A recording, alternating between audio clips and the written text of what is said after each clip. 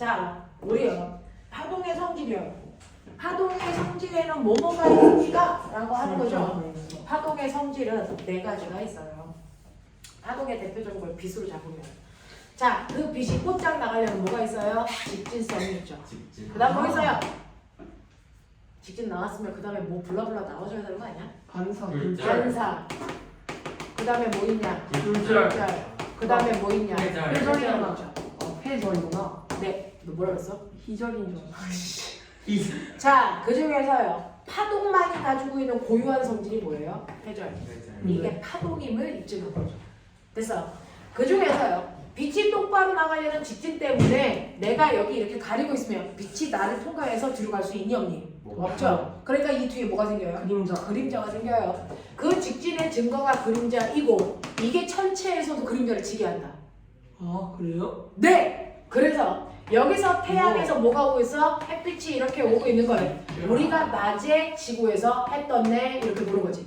근데 이렇게 달이 뺑글뺑글 도다가 갑자기 내 눈앞에 달이 이렇게 들어오면 나는 됐어. 태양을 볼 수 있니 없니? 지금 일식이야. 됐죠? 일식. 이렇게 달이 내 눈을 가려서 야 주소와 뭘 날려버렸어? 집에. 자 그래서 이런 식으로 달이 내 눈앞에 있으면 태양이 있어도 태양이 안 보이는 그림자지는 현상이 생긴다고. 일식. 네, 이걸 우리는 뭐라 그래요? 해가 먹혔네? 일식이고요. 달이 이렇게 와서 달이 여기에 오면 햇빛이 반사돼서 우리가 그동안 달을 봤단 말이죠. 됐어. 근데 달이 이렇게 오면 됐죠? 내 머리통에 햇빛이 가려지니까 달이 있어도 보일 수 있니 없니? 없어요. 아 그게 월식이구나? 네, 그게 월식이구나. 라고 하면 달이 안 보이는 현상은 월식이고요. 해가 안 보이는 현상은 일식이고요. 저런 초딩 새끼. 됐죠? 이런 거였어요. 그래서 이러한 식현상이 빛이 직진하기 때문에 나타나는 현상이었다. 됐죠? 자, 그러면 반사라는 건 뭐예요? 반사는 빛이 가다가 방해물을 만났을 때 빛이 되돌아 나오는 현상이에요. 꺾이는 건 굴절이고요. 반사는 되돌아 나온다 이렇게 표현해요. 그래서 자, 빛이 가다가 되돌아 나오는 현상을 우리가 반사라고 하고요. 이때 매질을 향해서 가는 광선을 우리가 뭐라 그런다? 입사광선이라고 한다. 반사광선. 그리고 튕겨 나오는 광선을 우리가 뭐라 그런다? 반사광선이라고 하는데 몇 도로 들어갔다 몇 도로 튕겨 나오는지 알고 싶어요. 그럴 땐 뭐가 필요해요? 입사가 반사가. 입사각과 반사각을 재려면 뭐가 필요해요? 각도기의 0도를 맞추는 선이 필요하죠. 그걸 뭐라 해요? 반사선이야. 법선이. 법적으로 각도를 재는 선이라고 했잖아요. 그 법선은 어떻게 돼요?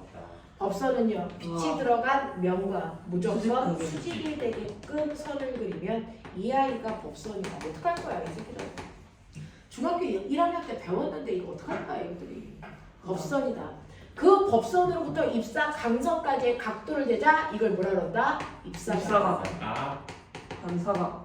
네.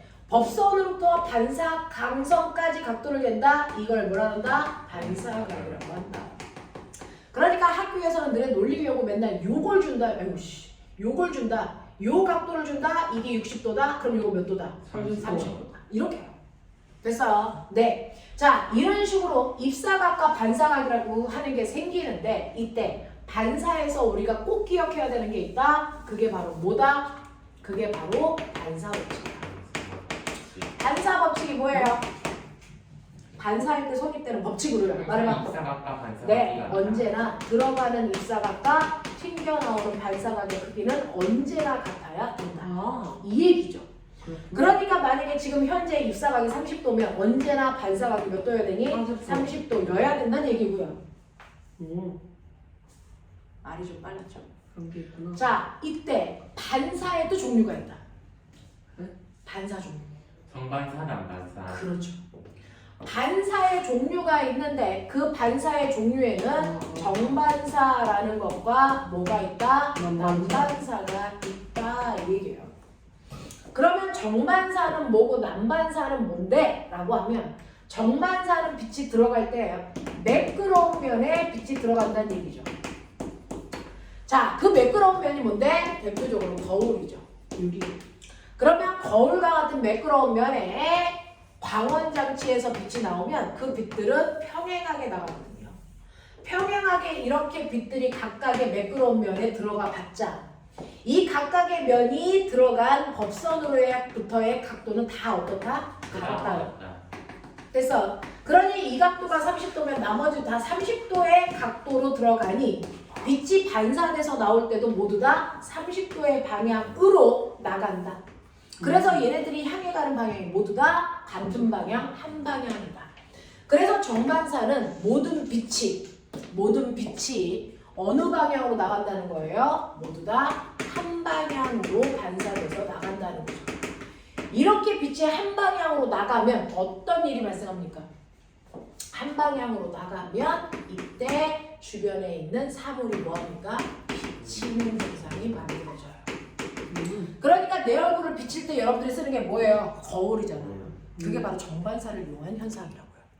되겠어요? 그러면 전반사 말고요. 뭐가 있어요? 난잡한 반사, 난반사도 있죠. 매끄럽죠. 난반사는 표면이 매끄럽다의 반대말 뭐 할 때? 매끄럽죠. 거칠 때. 그걸 거칠 때라고 표현해요. 매끄럽지 않을 때를 표면이 거칠어요. 그럼 선생님 지금 제가 칠판에 서 있는데 칠판에 내 모습이 안 비쳐요? 칠판이 난반사였기 때문이에요. 칠판은 열나 매끄러운 거 아니에요? 그건 네 감각이 둔해서 그래요. 사람 몸에 있는 감각이 둔해서 그렇습니다. 실제로 칠판의 표면은 매끄러운 게 아니고 뭐다? 엄청나게 거칠다. 그렇기 때문에 분필로 그었을 때 거칠거칠하니까 분필이 부서지면서 묻어나는 거다. 알겠어요? 부서지면서 묻는 거였어요? 그럼 어떻게 묻어요? 아 그래요? 칠판이 부서져서 거치면 박힌 거예요. 지우개는 그럼 어떻게 지워요? 네, 그 지우개는 이 아이가 그래서 여기 털이 있잖아요. 그 거친면을 쓸고 나와요.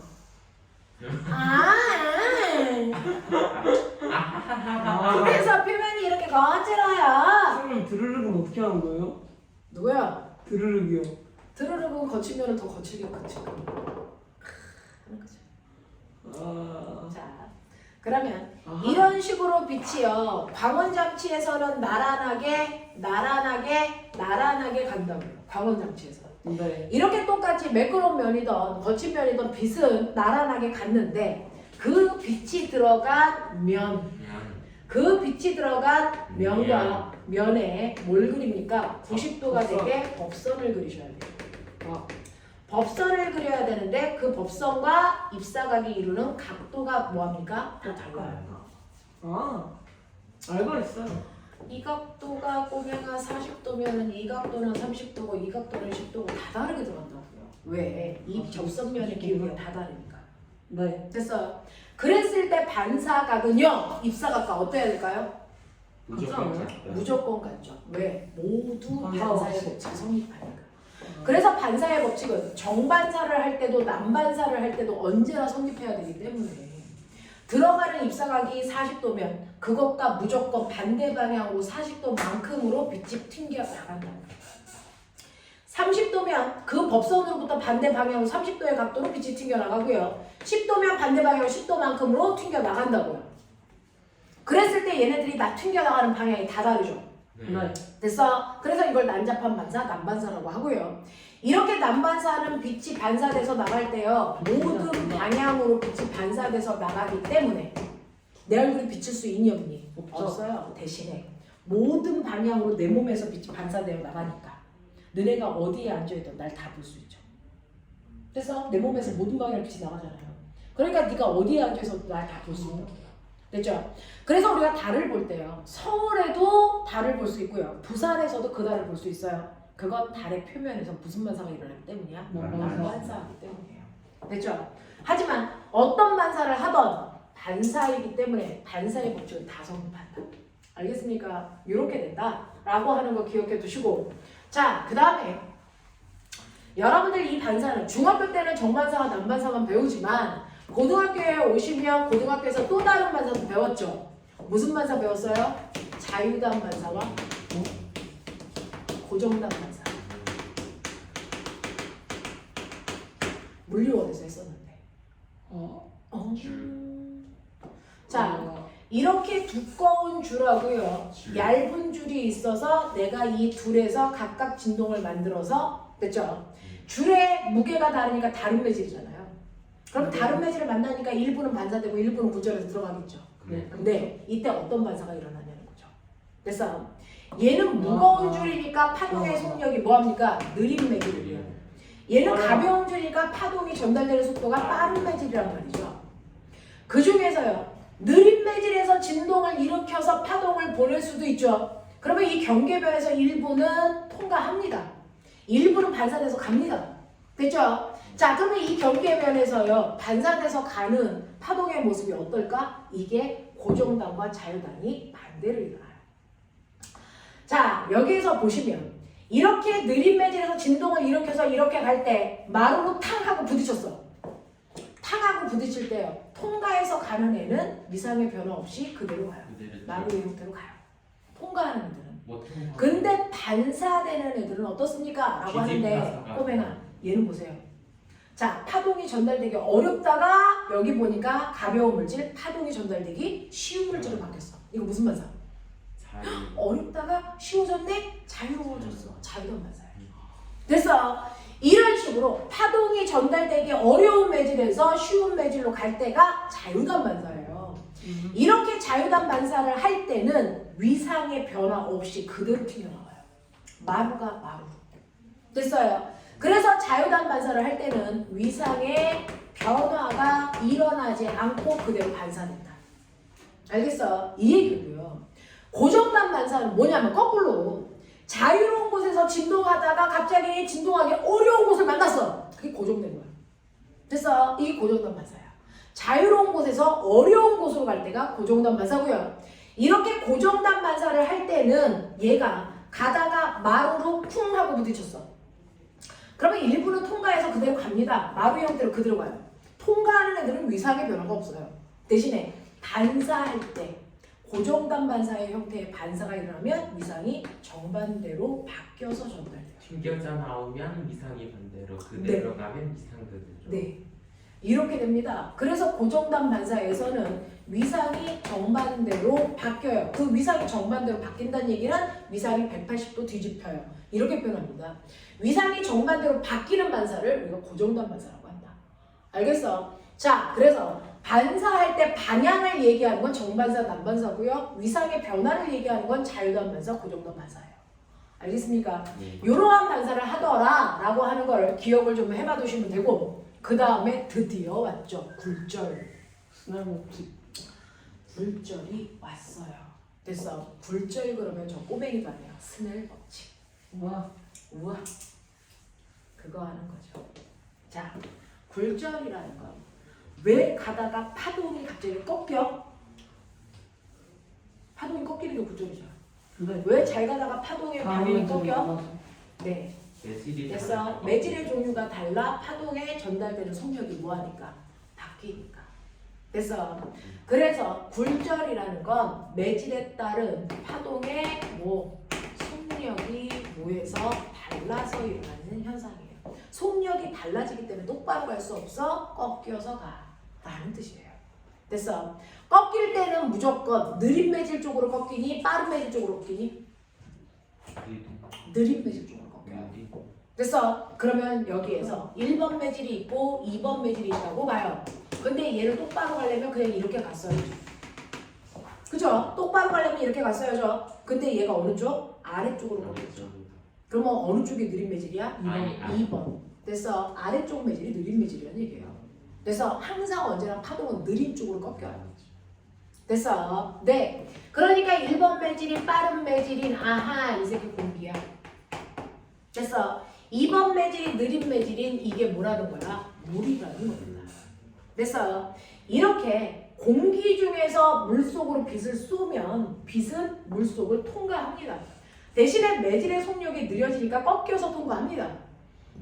굴절이 일어났다는 얘기죠. 자, 이때 빛이 통과하는 물질은 투명하다라고 표현합니다. 그래서 빛이 통과할 수 없는 물질을 불투명하다라고 하는 거예요. 투명도. 그래서 투명도는 빛이 얼마나 통과할 수 있니? 라고 하는 걸 얘기하는 거예요. 자, 그래서 빛이 통과합니다. 물속에서는. 그러면서 꺾입니다. 굴절이 일어나죠. 자, 이때도요. 일부는 경계면에서 반사하고 일부는 꺾여 들어가니 이때도 우리는 각도를 재기 위해서 뭐 그린다? 법선 그린다. 자, 그랬을 때 들어가는 각을 무슨 각이라고 한다? 입사각이라고 하고 튕겨 나가는 각도를 뭐라고 하고? 반사각이라고 하고 꺾여 들어간 각도를 뭐라고 하는데? 이걸 굴절각이라고 하는데 그래서 이때 우리가 알고 있는 것처럼 언제나 입사각과 반사각의 크기는 같아야 되지. 맞아. 네. 그러면 굴절각의 크기는 어때야 되니? 입사각보다 클 수도 있고 작을 수도 있어요. 그중 지금 상황에서는 커야 되니 작아야 되니? 지금 상황에서는 좀 더 작아 보이는. 작아야 되죠. 왜요? 이때 생기는 이 각도의 크기가 뭐야? 속력의 크기를 대변한다 그랬지. 그러니까 빠른 매질 쪽은 속력이 빠르니까 각도가 크게 생겨야 되고요. 느린 매질 쪽은 속력이 느리니까 생긴 각도의 크기도 뭐하다? 작아야 된다. 이거예요. 그러니까 각도가 곧 속력이에요. 그러니까 지금은 빠른 매질에서 느린 매질로 갔잖아요. 그러니까 각도가 큰 쪽에서 각도가 작은 쪽으로 가야죠. 이런 얘기예요. 빠르기가 각도입니다. 알겠어? 분명하게 머릿속에 넣으세요. 그랬을 때 여기에 입사각을 지금 우리가 60도라고 보면 아 입사각 60이야? 나 알아. 반사각 60이야. 같아야 되니까. 그러면 굴절각은 이거보다 작아야 되네. 그러니까 한 40도 정도 치자. 이렇게 됐어요. 근데 내가 입사각을 조금만 더 키워볼게요. 라고 한다고요. 입사각을 조금 더 크게 해서 60이 아니고 70으로 바꾸면 됐어. 반사각도 얼마 되니? 70으로 바뀌고 굴절각. 입사각이 커졌어요. 그럼 굴절각 커지니 작아지니? 얘도 커져. 언제나 같이 커져요. 입사각이 커지면 굴절각도 커지고 입사각이 작아지면 굴절각도 작아집니다. 됐어. 그러니까 입사각이 커졌으니까 굴절각도 조금이라도 더 커져야 되는 거예요. 그래서 한 45 이렇게 된다고요. 됐어요. 이런 관계를 가지고 있어요. 자, 그러면 이런 식으로 매질에 따라서 전달되는 속력이 달라. 그것 때문에 꺾여 들어가는데 이 꺾이는 정도를 멋진 말로 뭐라 그러니? 굴절율. 알겠어? 라고 하는 거죠. 그래서 꺾이는 정도를 우리는 뭐라고 하냐면 굴절율이라고 해서 N으로 쓸 건데 굴절율의 두 종류. 절대 굴절율과 상대 굴절율. 그렇죠. 절대 굴절율이라는 것과 상대 굴절율이라는 게 있다. 됐어. 이때 절대 굴절율은요. N 물처럼 공기의 절대 굴절율, 물의 절대 굴절율 이런 거예요. 됐어. 상대 굴절율은 됐어. N 공기 물처럼 이거 무슨 뜻이야? 공기에서 물로 쌌을 때 굴절율 이런 뜻이에요. 또는 N 물 공기 이건 무슨 말이야? 이건 물에서 공기로 들어갈 때 됐어? 굴절율 이렇게 된단 말이죠. 그래서 절대 굴절율과 상대 굴절율은 이런 걸 얘기하는데 화면에 안 보일까봐 여기다가 이제 다시 표현합니다. 자, 그래서 파동의 성질 중에서 우리가 중요하게 다뤄야 되는 건 굴절이고요. 그 중에서도 굴절 법칙이라는 게 있다. 그 굴절 법칙이라는 게 뭘 얘기한다? 스넬 법칙을 얘기한다. 반사는 반사 법칙이 있는 것처럼 굴절은 굴절 법칙이 있고요. 굴절 법칙은 스넬 법칙을 굴절 법칙이라고 하는 거예요. 자, 그 중에서 여러분들이 보시는 것처럼 공기라는 매질에서 물이라는 매질로 빛을 쏘면 얘가 이렇게 가서 꺾여 들어가잖아요. 꺾여 들어가면서 입사각, 반사각, 굴절각이 생기고 이때 요 각도가 60도면 요 각도는 한 뭐 20 뭐 이런 식으로 잡는다면 이때 우리는 여기에서 굴절 정도를 굴절율이라고 하고 굴절율을 우리는 절대 굴절율과 뭘로 나눴다? 상대 굴절율로 나눴다. 아이고 팔아. 절대 굴절률은 n 공기 이렇게 쓰면 되고요. 상대 굴절률은 n 공기 물. 됐어. 또는 n 물 공기인데 얘는 공기에서 물로 간 거고 얘는 물에서 어디로 간 건데 공기로 간 건데 서로 쏜 방향만 반대이면 상대 굴절률은 역수관계죠. 됐어요. 이거 역수관계예요. 역수관계예요. 됐죠. 그것도 한번 알아두시고요. 상대 굴절률 쏘는 방향, 빛이 가는 방향만 반대면 두 개는 역수일세. 알겠어요? 이렇게 된다라고 하는 것도 좀 기억을 해두시고, 자, 이랬을 때 우리는 굴절률이라는 건 이런 식으로 하나의 매질에서 다른 매질로 갈 때 꺾이는 정도라면 절대 굴절률 어디에서 어디로 간 걸까요? 진공. 이건 무조건 진공에서 공기 중으로. 그래서 무조건 출발은 진공에서 한 거다. 진공에서 그 매질로 갈 때 꺾이는 정도를 절대 굴절률이라고 하는데, 어떤 애는요, 예를 들어서 N 1번 매질로 갈 때 절대 굴절률, 2번 매질에서의 절대 굴절률, 3번 매질에서의 절대 굴절률, 이걸 보니까 얘는 2고 얘는 3이고 얘는 4더라. 이 숫자의 의미는 뭘까? 절대 굴절률이 2, 3, 4. 속도 아니 저 값이 클수록 속도가 더 느린 매질임을 맞아요. 얘기해요. 얘는 진공에서 1번 매질로 쏜 거고 얘는 진공에서 2번 매질로 쏜 거고 진공에서 3번 매질로 쐈을 때 너네 알죠? 빛은 무조건 어디에서가 제일 빠르다? 진공. 진공에서 제일 빠르다. 그래서 진공과 비교한 속도 차이를 얘기하는 거예요. 그럼 진공보다 더 빠를 수 있어? 없어요. 느린 정도를 숫자로 표현한 거야. 얼마나 더 느려? 이거예요. 그래서 굴절률이 크다는 얘기는 뭐하다는 얘기다? 이건 느리다는 얘기다. 됐어? 그래서 밑으로 갈수록 굴절률이 커지네. 밑으로 갈수록 굴절률이 커지다는 얘기는 얘가 아래쪽으로 갈수록 느린 매질이란 뜻이다. 아하, 절대 굴절률이 클수록 느린 매질이구나. 알겠습니까? 요런 거예요. 요런 거예요. 그러면 상대 굴절률도요. 1번 매질에서 2번 매질로 쏴요. 이거. 그래서 1번 매질에서 2번 매질로 쏴요. 1번 매질에서 3번 매질로 쏴요. 상대 굴절률. 얼마일까요? 상대 굴절률. 조금 이따 한 번 더 해드릴 거지만 얘는 1번 매질에서 2번 매질로 쏜 거죠? 네. 그랬을 때 상대 굴절률은 절대 굴절률로 구할 수 있잖아요. N2분의 아니요. N1분의 N2거든요. 기준이 어디? 자, 이거 왜 이런지 알려드릴 테니까 일단은 쏜 쪽의 굴절률이 아 분자가 맞다, 나머지가 죄다 네. 수분의 원이야. 얘는 뭐예요? N1분의 N3로 계산하는 거거든요. 됐죠? 그러니까 N1은 2분의 N2는 3. 아하, 이 새끼 2분의 3, 1.5. 됐죠? 얘는요 2분의 4. 그러니까 얼마? 2. 그러면 상대 굴절률 얘가 그래요. 상대 굴절률이 크다는 얘기는 뭐야? 두 매질의 속도차. 두 매질의 속도차. 됐어. 1번 매질과 2번 매질의 속도 차이보다 2번 매질과 3번 매질의 속도 차이가 더 크고. 됐어. 네. 그리고 이 값이요. 됐죠? 이 값이 상대 굴절률 값이 1보다 크면 아, 이 새끼 느린 매질로 가구나. 느린 매질 쪽으로 가구나. 됐어. 상대 굴절률이 1보다 크면 이 새끼 빠른 매질에서 느린 매질로 간 거야. 이 뜻이야. 그럼 거꾸로 보여볼까? 거꾸로. 2번 매질에서 1번 매질로, 3번 매질에서 1번 매질로 이렇게 보내볼 수도 있잖아. 해봤어야지 학교에서 너네가. 그러면 이거는 N2분의 N1이잖아.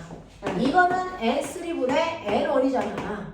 그러니까 얘는 3분의 2고 얘는 얼마니? 4분의 2잖아.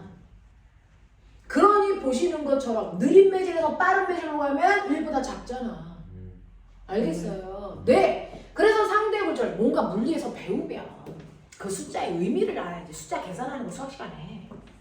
상대 굴절률이요. 상대 굴절률 A 매질에서 B 매질로 갈 때 이 상대 굴절률을 1을 기준으로 1보다 클 때와 1보다 작을 때를 보셔야죠. 됐어. 1보다 클 때는 빠른 매질에서 무슨 매질로 갔다? 느린 매질로 갔다. 그 다음에 1보다 작을 때는 느린 매질에서 뭘로 갔다? 빠른 매질로 갔다. 이해해요. 됐죠? 그리고 나서 이 숫자가 2야, 3이야, 4야 라고 하면 얘보다 얘가 엄청 느리네. 뭐 그런 얘기야. 되겠어요? 이런 얘기야. 이렇게 숫자에 어떤 의미를 담아야 문제를 풀어갈 수가 있어요. 물리는. 그래서 해석력이라고 늘 말씀드리는 거야. 됐어? 그러면서 상대 굴절을 구하는 방법을 다시 한번 보여드릴게요. 됐죠? 의미는 다 봤어요. 이제 상대 굴절을 어떻게 구했었지? 상대 굴절률 어떻게 구했었지? 라고 하면 지금 보시는 것처럼 얘는요 공기 중에서 물속으로 보낸 거예요. 그래서 공기에서 어디로? 물로 빛이 갑니다. 그랬을 때 얘는 빠른 매질에서 느린 매질로 간 거잖아요. 그러니 이 꺾이는 정도는 속력 차이라 그랬으니 속력이 다를 거 아닙니까? 그러니까 얘는 1번 매질에 해당하는 공기의 속력과 물에서의 속력의 차이만큼 꺾여요. 알겠어요? 네. 그 속력은 어떻게 계산합니까? 속력은 여러분들이 아시는 것처럼 F 람다로 구하죠. 근데 같은 파동이 들어갈 때요. 진동수는 변해 안 변해? 안 변하죠. 속력이 달라질 때 변하는 건 뭐만? 파장의 길이만 바뀌죠. 그러니 내가 얘를 이런 식으로 봤을 때 여기에 있는 진동수는 똑같으니까 됐죠? 이 진동수를 제외하시면 약분하시면 파장의 길이 비율이 바로 굴절율이에요. 됐어? 여러분들이 아시는 상대 굴절율이라고 하는 거 상대 굴절율이라고 하는 N 공기 물이라고 하는 상대 굴절율은 두 개의 속력 차이 때문에 생겨요. 그 속력 차이니까 공기와 물의 속력의 비율로 구한다. 근데 그 속력의 비율이 파장의 비율과 같다. 맞아요? 네. 자, 그리고 이 속력의 비율만큼 뭐가 생긴다 그랬어? 각도가 생긴다 그래서 그 각도의 비율도 속력의 비율과 똑같은데 얘는 이 비율을 구하면 도로 나오죠. 이건 값으로 나오는데. 그래서 각도를 값으로 바꾸기 위해서 앞에다 뭐 붙여준다? 사인 값을 붙여주면 값이 된다. 이거였어요.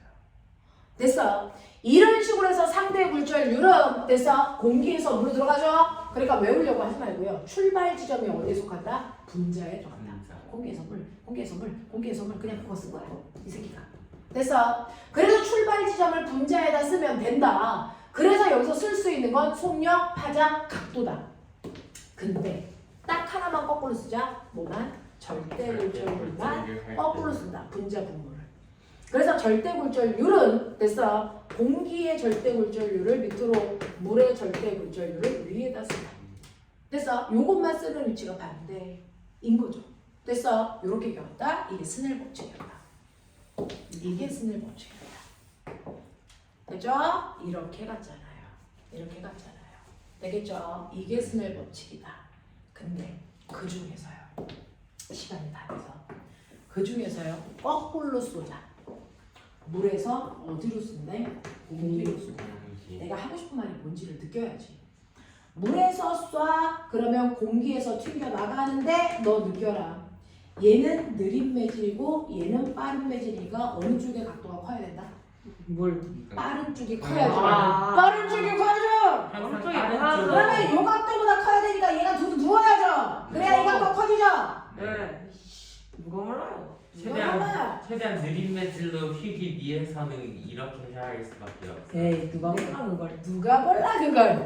밥탱이. 그래서 이때 입사각과 반사각의 크기는 언제나 같아야 되고 굴절각은 빠른 매질 쪽에 생긴 거니까 얘가 이번에는 커야 되고 그치?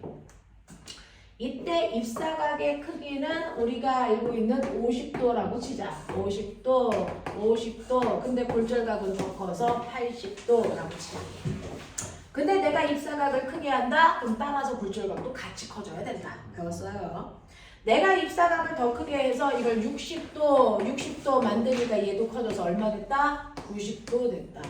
그래서 입사각을 크게 했더니 나란해졌다? 우와 이거 임계각이다. 됐죠? 네. 굴절했을 때 그 굴절각이 90도가 만들어지는 이때의 입사각을 우리 뭐라 그런다? 임계각이라고 한다. 그랬나? 네. 아. 자, 이 임계각보다 입사각을 조금이라도 더 크게 하자. 어떤 일이 생길까? 이걸 1도라도 더 크게 하면 얘는 61도, 얘도 61도. 그러면 얘도 조금이라도 더 커져야 되니까 92도 뭐 이렇게 나오는 거 아니야. 그죠? 얘가 92도 이렇게 좀 나올 건데 그렇다면은 굴절을 안으로 이렇게 들어오게 된다. 그럼 밖으로 나가는 애가 있다 없다? 못 없다. 나가요. 이걸 무슨 반사라고 한다? 전부 다 반사됐어. 전반사. 이거를 전반사라고 하더라. 이 전반사를 이용해서 뭐 만들었다? 광섬유 만들었다. 기억나니? 네. 그거잖아. 아, 관통식. 알고 있어. 메가패스. 알고 있어요. 됐어. 그럼 선생님, 임계각인 요 순간에도 전반사 일어난 거야? 임계각인 이 순간에도 전반사 일어났다고 해요? 아니지? 아니죠. 임계각보다 큰 이 순간부터가 전반사예요. 됐어. 임계각일 때는 전반사가 일어나는데 아닙니다. 됐어. 그러면서 선생님 말씀드린 거 있죠. 이 각도 이거 아니다. 왜요? 얘가 굴절각이 더 커져서 안으로 들어오는 순간 어떤 일이 발생합니까? 입사각과 반사각이 있는데 거기서 뭐까지 생긴 거야? 굴절광선까지 생기는 거죠. 그래서 같은 매질 속에 빛이 두 가닥이 생길 수 있니 없니? 없어요. 그래서 들어오는 순간 굴절광선이 반사광선이랑 합체돼서 하나로 바뀌어요. 그래서 모두 다 반사광선이랑 일치해지니까 전부 다 반사됐다. 전반사거든요. 알겠어? 전부 다 반사광선이 붙어버려요. 그러니까 이 각도도 얼마? 61도로 바뀌어요. 이 두 개가 합체가 된다고요. 알겠습니까? 이렇게 되는 거예요. 이게 바로 전반사고 내가 보여주고 싶은 건 그러면 이 임계각인 순간에 스넬 법칙에 넣어봐. 임계각인 순간을 스넬 법칙으로 넣어보면 됐죠? 실제로 우리가 상대 굴절을 지금 어디에서 어디로 썼어? 물에서 공기로 쌌다. 그랬을 때 얘는 뭐가 되는 거냐면 됐죠? 네, 얘는 쌓인 공기에서의 각도분의 쌓인 뭐예요? 물에서의 각도이고 됐죠? 이게 굴절률 N 물분의 N 공기죠. 근데 이때 이 순간이 임계각인 순간이다. 임계각인 순간은 굴절 각도가 몇 도예요? 90도. 어디서 생겼어요? 공기에서 생긴 각도가 90도라고. 맞아요. 공기에서 생긴 각도가 90도이고 물에서 생긴 각도가 임계각이죠. 근데 사인 90이 얼마예요? 사인 91이니까 사인 임계각이 그러니까 사인 항상 두 매질에서의 임계각이 뭐랑 같다? 둘의 상대 굴절률이랑 같다. 임계각의 사인 값이 상대 굴절률 값이고요. 알겠어? 자, 이게 바로 뭐랑 같다? 여러분들이 보시는 N 물분의 N 공기랑 같으니까 넘겨 계산해봐. 계산해 보시면 N 공기는 뭡니까? N 물 곱하기 N 물 사인 뭡니까? 임계각. 물에서의 임계각. 되겠습니까? 이렇게 잡았네. 됐죠? 이런 관계가 성립한다. 그래서 우리는 다른 건 몰라도 이 관계는 알고 가자. 이 관계는 알고 가자. 이게 전반사에서의 관계다. 하시겠어요? 하시겠어요? 네. 자, 이렇게 해서 전반사라고 하는 것도 이렇게 했고요. 그 전반사를 이용한 대표적인 물질이 뭐였다고? 광섬유였다고. 광섬유의 구조 알아? 알죠? 광섬유의 구조는 뭐야? 라고 하면 성질이 다른 두 개의 매질을 하나의 전선 속에 넣은 거죠. 바깥쪽으로 갈수록 빠른 매질이 이렇게 만들어 놓은 거죠. 그랬을 때 안쪽을 우리가 뭐라고 했냐면 속유리 또는 코어라고 부르면 되고요. 코. 됐어요. 네. 기억이 군데군데 있죠. 연결이 안 되고 있죠. 자, 바깥쪽을 우리가 뭐라 그런다? 건유리. 이걸 뭐라 그런다? 클래딩. 이건 기억이 안 나는데요. 저 클래딩이 기억나. 군데군데 교통사고를 당했기 때문에 군데군데 기억상실이에요. 그러면 여기에서 광섬유라고 할 때 광자가 무슨 광자니? 빛. 그렇죠. 오광광자는 아닐 거 아니야. 그래서 칠광 빛광자야. 그러면 여기서 뭐 쏴? 빛 쏴. 어디다가? 속유리에다가 빛 쏴. 아. 그래서 속유리에다가 빛을 쏘면 경계면에서 일부는 반사되고 일부는 굴절돼서 나가야 되는데 전반사를 만들었기 때문에 굴절돼서 나가는 애가 없어. 맞아. 네. 그래서 반사 튕겨서 정보가 전달되는 거지. 네. 됐어. 근데 우리가 그동안 썼던 전선이라고 하는 건 구리선을 누가 감싼 거니? 고무가 감싼 거지. 네. 그러면 구리선에서 전기를 쏘면 전기가 반사 나갈 때 얘는 임계각으로 못 쏜 거야. 그래서 밖으로 새어나가는 아이가 있었던 거지. 네. 그 밖으로 새어나가는 요걸 잡으면 이게 바로 뭐가 되는 거야? 도청. 도청이 되는 거지. 도감청이 가능했어. 근데 광섬유는 밖으로 새어나가는 애가 없으니까 도감청이 안 돼.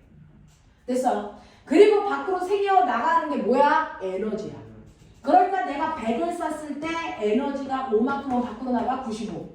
또 5만큼은 밖으로 나가 95. 또 5만큼은 밖으로 나가 85. 또 5만큼은 밖으로 나가 80. 그래서 가면 갈수록 에너지가 뭐하니? 줄어들죠. 그동안의 전선은. 됐어. 그러니까 전달됐을 때 정보가 뚜렷하지 않고 희미하거나 됐어. 네, 그런 상태에 에너지가 전달되는 거죠. 정보가. 그런데다가 광섬유는 빛으로 쏘니까 전달되는 속도가 전기로 쐈을 때보다 뭐하다? 빠르다. 이걸 우리나라가 전 세계 전국에 다 까는 거죠. 광섬유. 됐어. 옛날에는 전선으로 통신했다가 요즘은 광섬유로 통신하니까 그래서 통신 속도가 드럽게 빨라진 거예요. 되겠어요? 자, 이렇게 되는 광섬유가 바로 전반사를 이용한 대표적인 도구라면 안에 있는 속유리는 뭡니까? 굴절유리 뭐하고? 굴절유리. 이거 느린 매질, 빠른 매질. 느린 매질. 그래서 빠른 매질로 쌌어야지. 있어야 안 됐어. 네, 그래서 속이 느린 매질, 속이 겉이 빠른 매질. 물 속에서 공기 중으로 쌌어야 되잖아요. 네. 됐죠? 그러니까 느린 매질은 굴절률이 뭐하다? 굴절률 크다. 크다. 빠른 매질은 굴절률 많다. 많다. 네, 굴절률 작은 애를 썼다. 이런 얘기잖아요. 됐어요? 네. 그래서 오늘은 진도를 하나도 못 나왔어요. 그럼 소재가 없어요? 이거 다 물어 반복해준 거예요, 팝탱이들아. 숙제는요? 오늘 숙제를 그래서 없죠? 못 내줘요. 잠깐 나이스 같은 소리 하고 앉아. 이 책의 핵심은 뭐냐면 회절이에요, 회절. 회절. 네 번째 성질 회절이 나왔어야 되는데 회절을 못했어요. 그래서 와. 다음 주에 회절부터 시작해서 그래서 이제 물투진도를 나가요. 이제 물투진도가 본격적으로 나가는. 네. 여기까지 하겠습니다. 대신에 파동 복습하세요.